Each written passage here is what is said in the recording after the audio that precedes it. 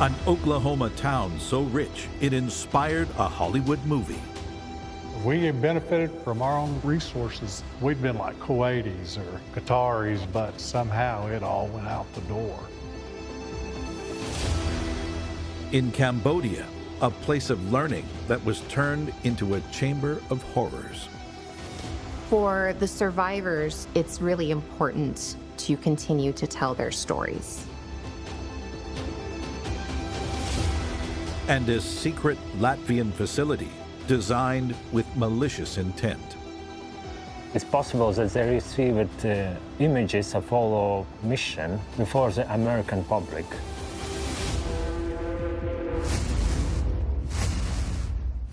Decaying relics. Ruins of lost worlds. Sites haunted by the past. Their secrets waiting to be revealed.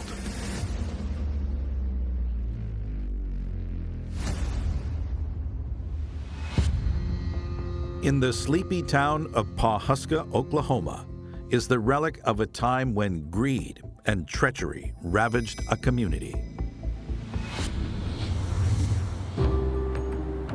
There must be at most a few thousand people living here, but the buildings are pretty grand. Why would all of this be here in such a small town? A distinctive ruin at its center holds the key. Walking in, you find yourself in a big entrance room or lobby. Intricate mosaics cover the floors, and ornate plasterwork decorates the walls and ceilings. Other spaces look like they might have been apartments. Some are stripped bare, while others still have desks or bed frames inside. This must have been some kind of hotel or boarding house, maybe. Its opulence has now faded, but in its day, this was one of the most prestigious buildings in the area. There was clearly a lot of money being made and spent around town. But where did it all come from? This building is linked to one of the biggest booms in economic history. But everything you see was most likely paid for with stolen money. It's because of what this land had to offer. Soon, it would all be soaked in blood.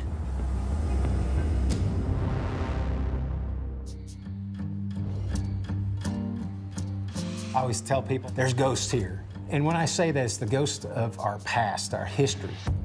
Scott Trotter has a passion for old buildings.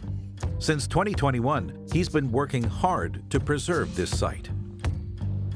This was where everybody came, all the wealthy, famous, infamous, they stayed here.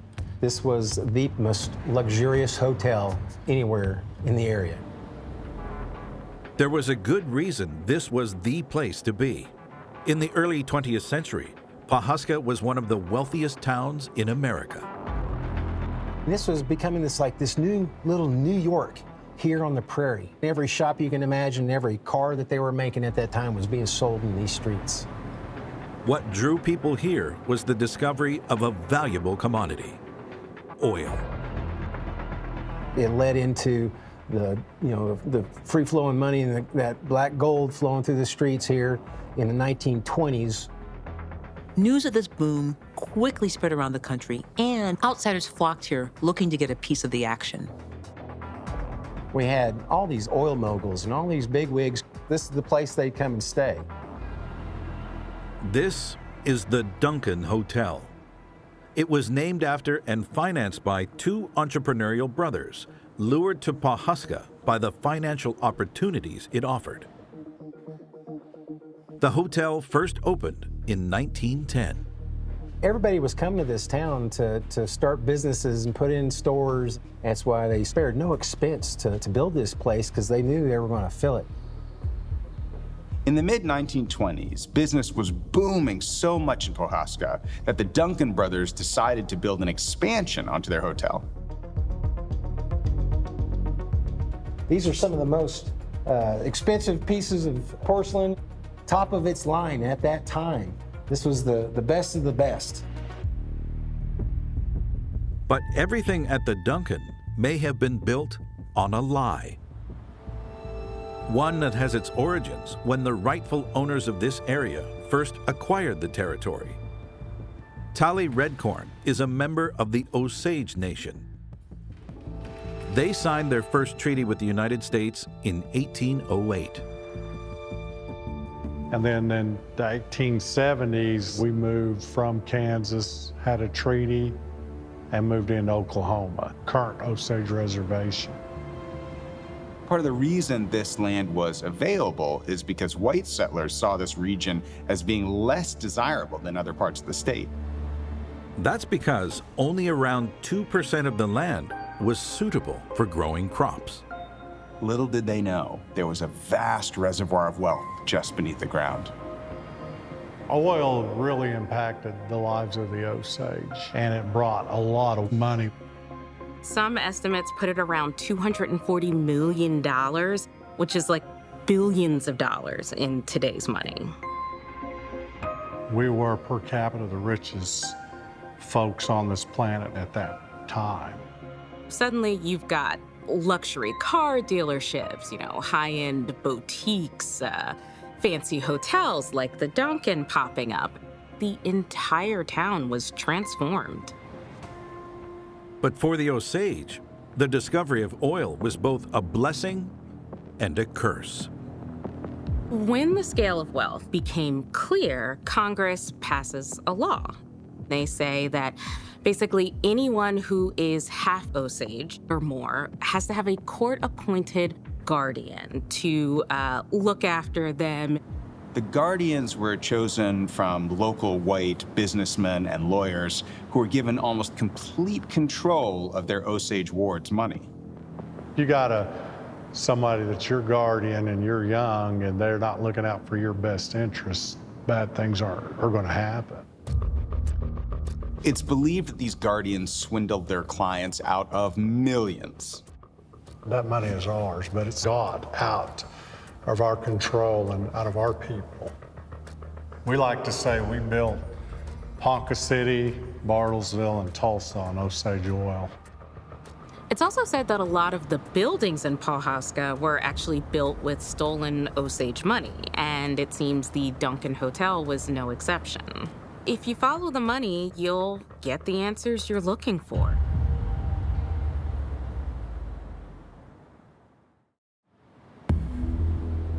In Oklahoma are the remains of a once opulent hotel with suspicious origins.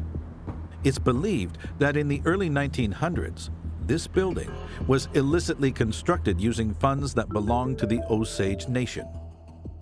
Descendants of Waken Iron, a local tribesman, attest that his oil wealth was funneled by his government-appointed guardian into this structure without his knowledge.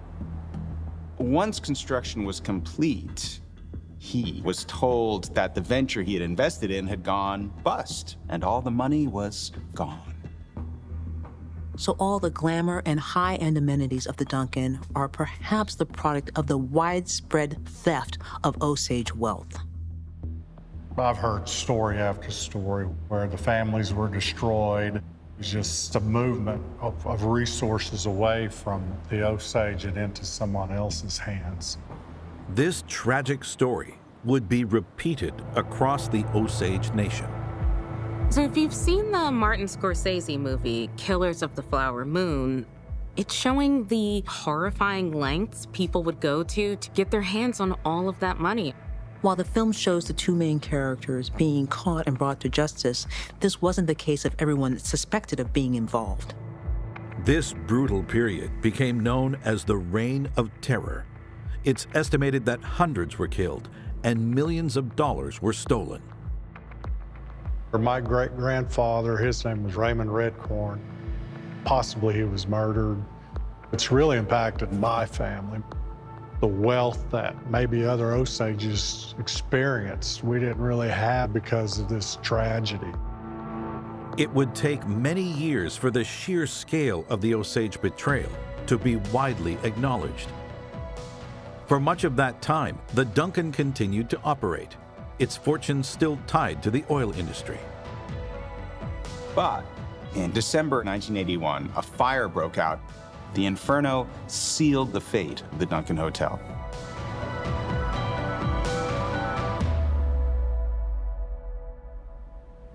In 2011, after a 10-year legal battle, the federal government paid out $380 million to the Osage. The truth is, they are likely owed much more. Regardless, Tally is focused on the future. Bad things happen, yes, but the better thing to do is to move forward. We're very appreciative to what God's given us. That's what's important to me, especially when I get older. In Cambodia's capital is a seemingly ordinary structure that served as the site of a betrayal so shocking it still haunts the country. In the middle of a busy block are a collection of rectangular 3-story buildings. It's a pretty nondescript structure. It's very institutional in appearance. It doesn't look fancy. There are some grassy areas, perhaps for recreation, which suggests that the site may have had a civic purpose. But what exactly was it for? Off each of the breezy corridors are a number of different-sized empty rooms.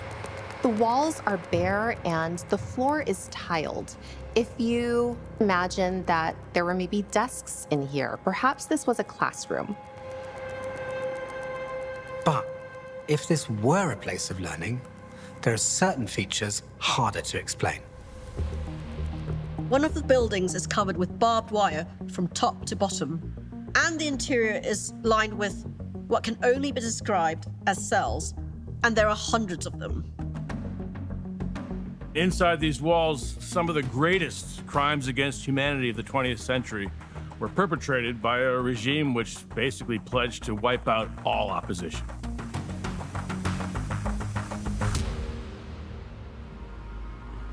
I visited this place for the first time in 2015 when I was a third-year college student.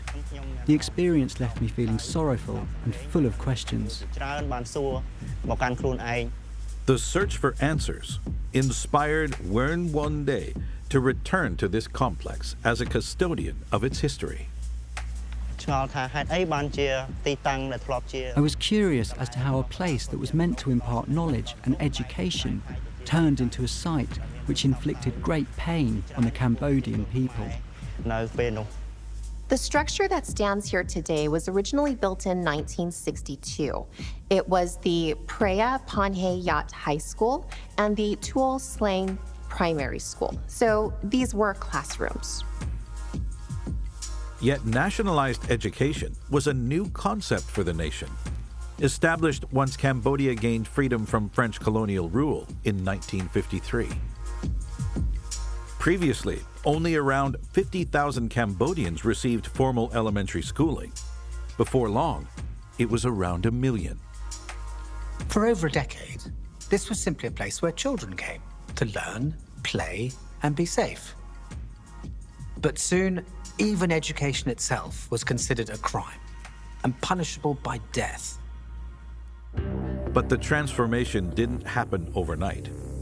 By the early 1950s, as the Cold War escalated, China and North Vietnam fell to communist regimes.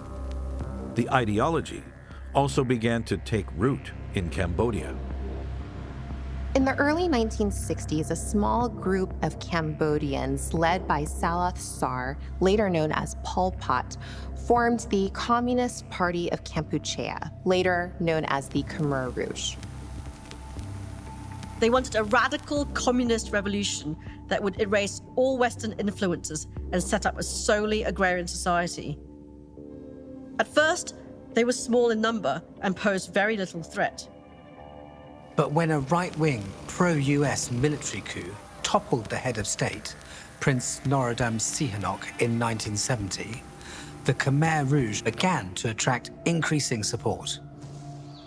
Civil war erupted, and over the next 5 years, Pol Pot's forces gradually took greater control of the countryside. He now had the numbers to launch an all-out assault on Cambodia's capital. On April 17, 1975, Khmer Rouge soldiers entered Phnom Penh, and many people came to celebrate their victory. It seemed that after 5 years of fighting, the war was finally over. In reality, something far worse was to come. After only a few hours, Khmer Rouge troops started firing into the air. This was the beginning of the forced evacuation of Phnom Penh. About 3 to 4 million lived in the cities. This big urban population in cities like Phnom Penh was marched into the countryside and converted into peasants. In the space of 24 hours, they had to leave everything behind. Anyone who was thought to pose a threat to this revolution was rounded up in these specially designed detention centers. There were 189 of these sites across the country. This was the most notorious. Its name was Security Prison 21. On arrival, after being measured and photographed, the prisoners were stripped and shackled to the floor in a cell barely big enough to sit down in. They were made to sit. There was a metal stick put across their legs, and they were locked into the chain like this. It was commonplace for the prisoners to be interrogated and tortured 3 times a day. They were forced to give detailed biographies of their lives. Often this information was then used to round up other people. The brutality of the Khmer Rouge is absolutely shocking. If you were a lawyer, doctor, or teacher, that was enough to get you arrested and killed. But as time went on, the Khmer Rouge became increasingly paranoid and began to turn on its own members, even children. When I was arrested and sent to this place, I was 9 years old.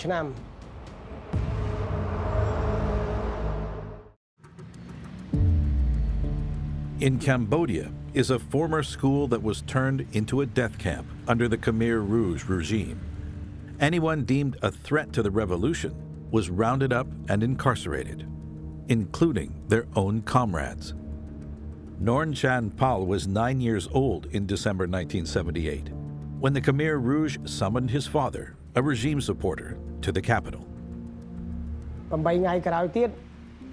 8 days later, they came to our family and informed us that we would be reunited with him in Phnom Penh. We thought our father would come to get us, but we didn't see our father at all. We didn't know we were being sent to jail. We were so scared and shocked. On arrival, Chan Pal's mother was interrogated in front of her children. When my mother gave a wrong answer a few times, she would be tortured. I ran and hugged her when I saw the situation. At that time, they used a gun to hit her when she refused to answer, and I tried to cover her, but I was hit in my back. The next day, the siblings were moved to a different part of the compound. My mother hugged me. She was in tears and very upset, but she didn't explain what was happening. The last time I saw her, she was standing holding a window frame and looking at us. I looked at her a few times and she disappeared from the window.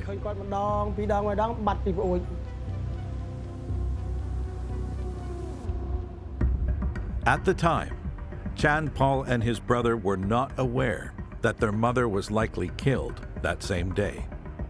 Neither did they know that outside the prison walls, Pol Pot's grip on power was weakening. Ultimately, it wasn't the Khmer Rouge's violence against their own people that toppled the regime. It was the fact they started a war against their neighbors, Vietnam, Thailand, and Laos.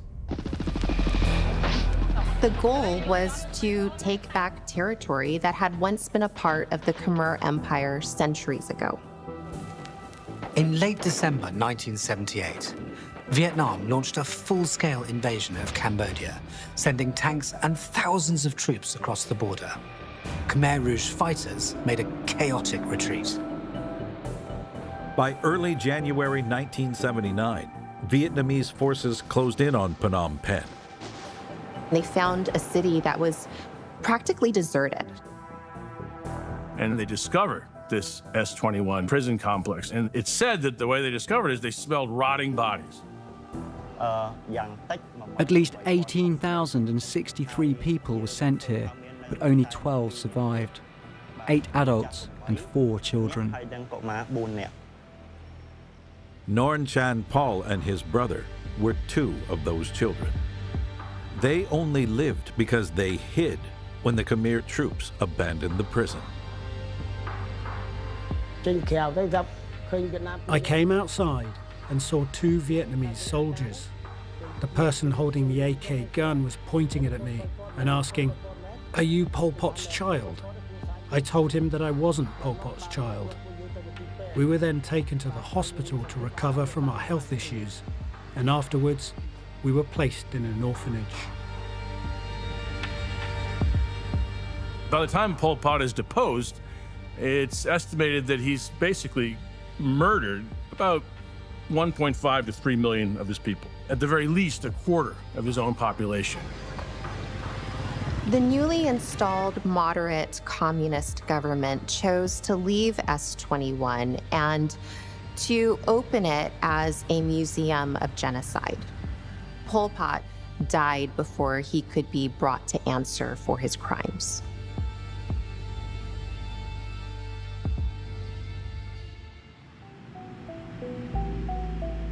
S21 exists as a prescient reminder of the human capacity to inflict unspeakable cruelty.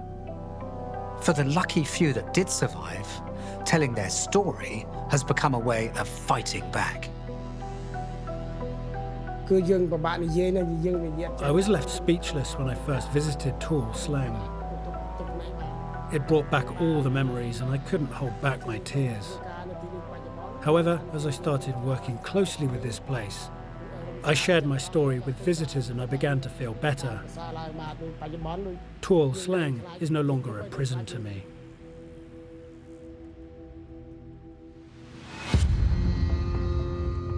In western Latvia are the remnants of a forbidden site that for many years officially never existed.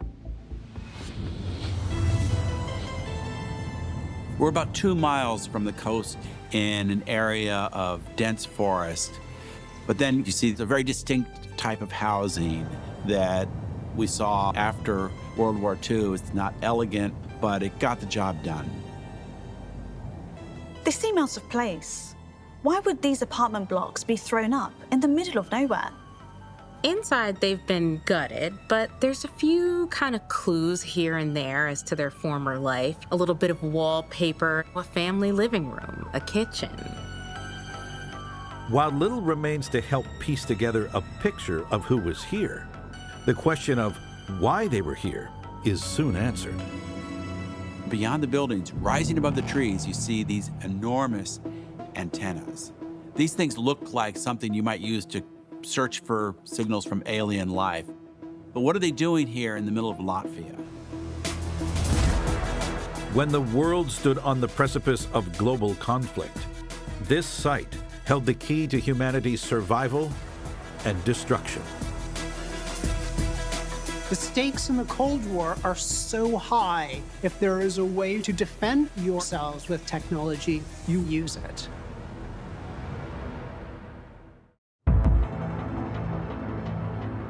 For 2 decades, most Latvians didn't know this covert site existed because it never appeared on any maps.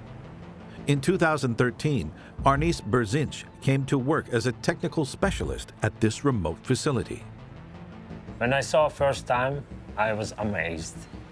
It was one of the top secret places in the Baltic states. In the city was living 2,000 people from the Soviet Union. The motive for the site's construction was simple: to gain the upper hand in the Cold War by any means necessary. As the conflict intensified, the methods became increasingly clandestine.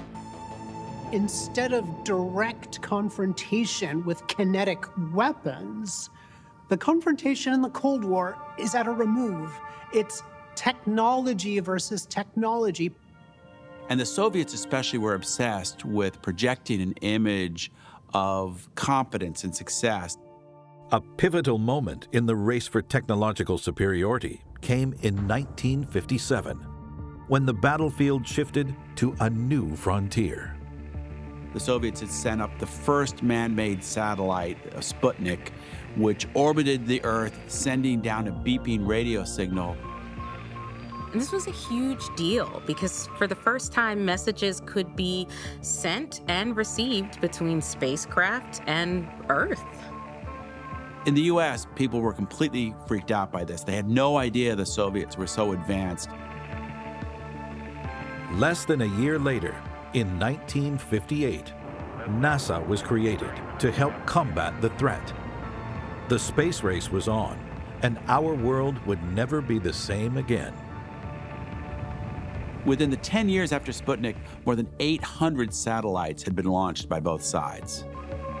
They become part of our way of life, and they become part of our way of war. Whoever could communicate the fastest would have a huge advantage in any conflict, especially in this nuclear age when a devastating war might unfold in just a few minutes. But with the right equipment, these new communication lines could be vulnerable to interception. That's exactly where this place came in. The U.S. military had bases all over Western Europe, and this facility was right on their doorstep. This is the secret Soviet town of Urbene, codenamed Little Star. In the late 1960s, its first radio telescope began operating. Its mission had one goal. The purpose was to obtain information, data sent by enemy satellites to NATO observation points in Western Europe or in USA. The information was going directly to Moscow. To build, operate, and keep all of this running, it required a vast amount of manpower. You need scientists to actually capture the results of your spying. You need engineers to repair it. You've got to build a place for them to live. There was 4 residential buildings, which was given to officers and their families. There was a medical center, barracks for 500 soldiers, kindergarten at school. There was everything for quite a good life. Over the next decade, Moscow's spy masters ordered 2 more antennae to be installed, each one bigger than the last, enabling the Soviets to eavesdrop on one of America's most iconic moments. 10, 9, ignition sequence start.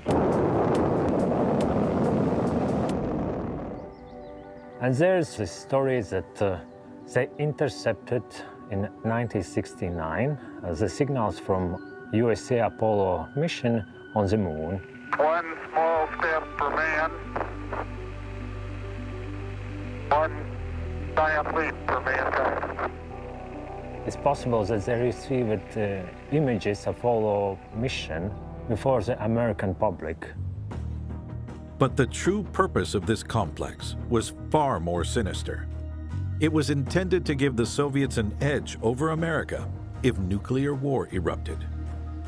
In the late 1970s, it looked like that moment had come, when a U.S. ally in Europe identified what they thought was a deployed Russian missile. This news shocked the Soviets because they knew they hadn't launched any weapons. It said that they picked up some sort of panicked messages from Sweden that said that the Swedish technicians had picked up a sign of a Soviet nuclear attack. If news of the alleged attack reached the U.S., the Soviets knew the outcome was mutually assured destruction. All the radio operators at Urbene could do was inform their superiors and wait. They were listening in with bated breath until the Swedish radio signals reported that It was not anything to worry about, but actually just like a large flock of birds. This anecdote sounds kind of funny, but it shows it was entirely possible for a devastating nuclear war to begin just on a mistake like that. For the next 10 years, workers at Urbene continued to listen in on America and its allies. Yet it appeared the secret base wasn't as secret as the Soviets thought. In the 1980s, listeners at the station recall getting a message from the United States that said, "Dear Soviet spies, Happy New Year's." As it turned out, this was the very least of the communist regime's problems. By the late 1980s, the whole Soviet system was starting to crumble. They were bankrupting themselves with a project like this.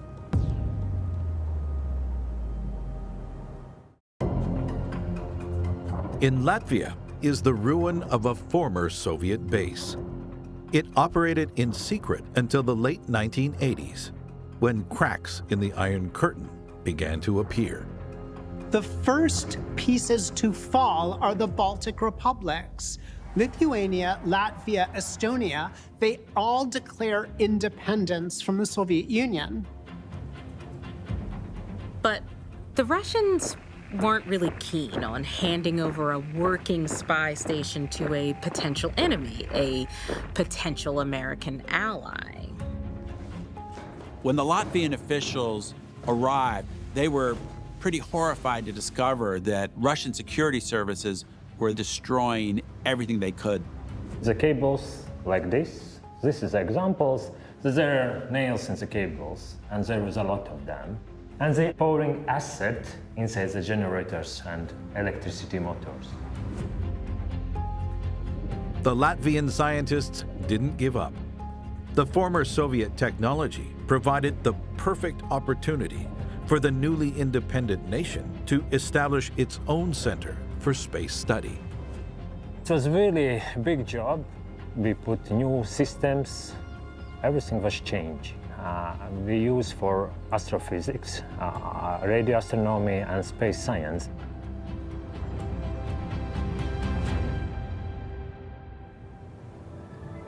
This place that was built as part of a Cold War military and espionage operation today is engaged in cooperative, peaceful research and communication around the world.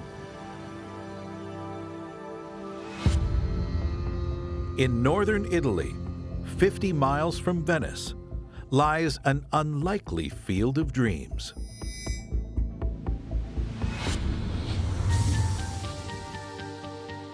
We're in an area that's a patchwork of long, straight fields, little country houses. It's very, very idyllic. But then, slap bang in the middle of this very ordinary scene, there's something completely extraordinary.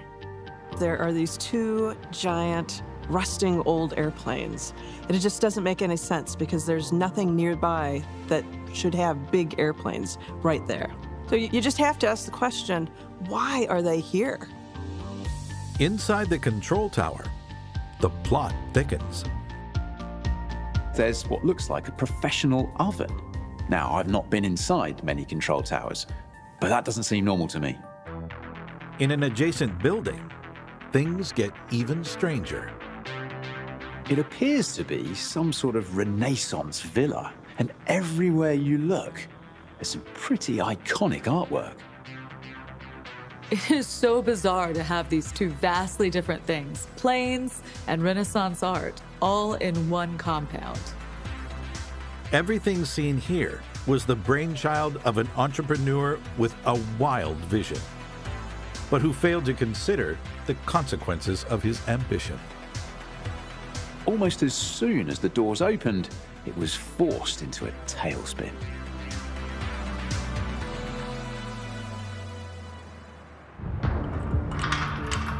Luigi Stecca is the man responsible for this surreal complex. I created this myself in every little detail. My life is in this place. The inspiration came to him while working at a nursing home in the early 1990s. The elderly people used to say to me, "Luigi, what I wouldn't give to go on a plane." They would also talk to him about how they always dreamed of going to Florence and Rome, seeing the great Renaissance masters work. So, Luigi thinks to himself, maybe I can create a place to bring these two things together. And if I can make some money off the back of it too, then why not? In 1998, Luigi decided to turn his dream into a reality. This is the Michelangelo da Vinci Restaurant, a curious passion project that combined the love of air travel with food and art. The restaurant was a hit from the beginning, but very quickly, local bureaucrats decided they needed their piece.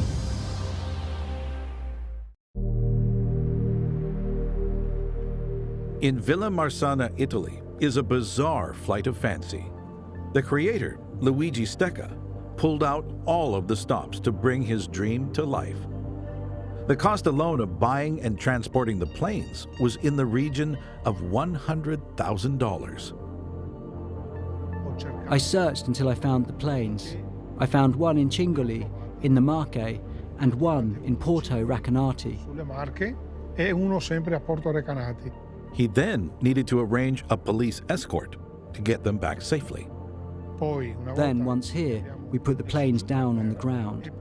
And then we started reassembling the wings using cranes. But Luigi wasn't done yet.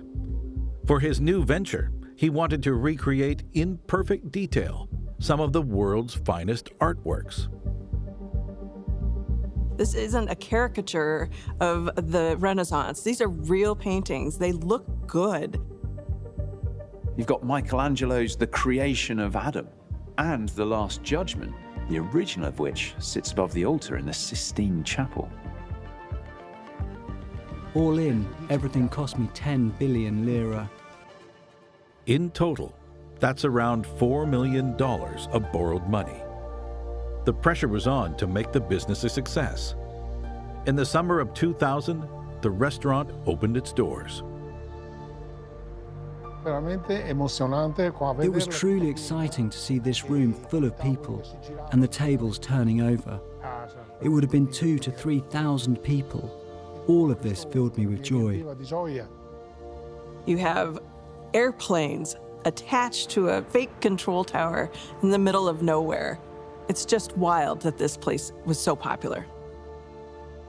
One reason was that Luigi had a secret weapon to keep customers coming back for more.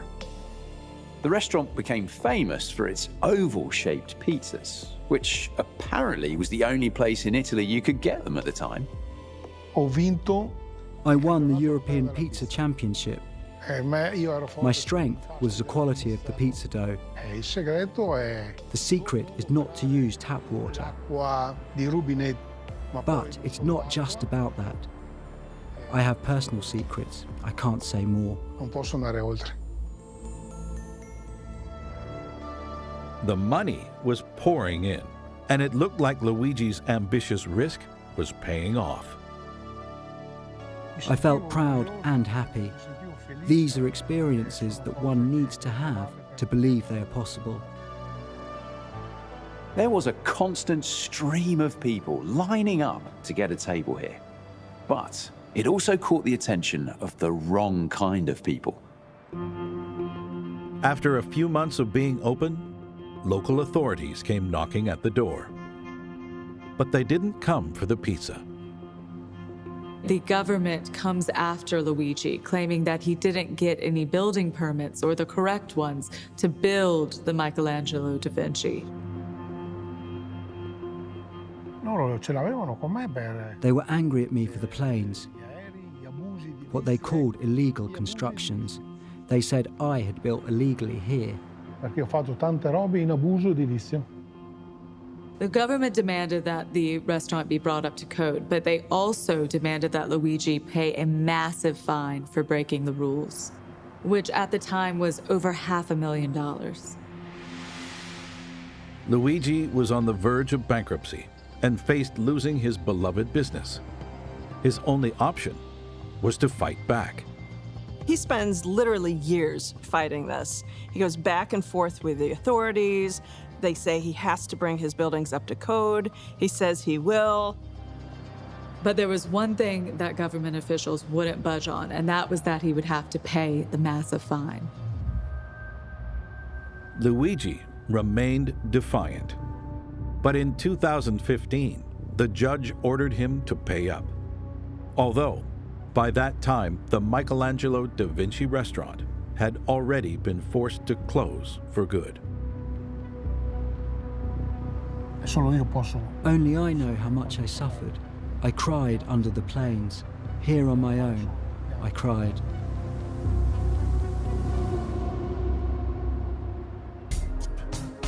Over the next decade, Luigi's labor of love became the target of vandals. Now, local businessman Gianluca Bertin has big plans to bring it back to life. I came here for the first time 3 years ago, and I fell in love with it. Right then, I knew I wanted to buy it.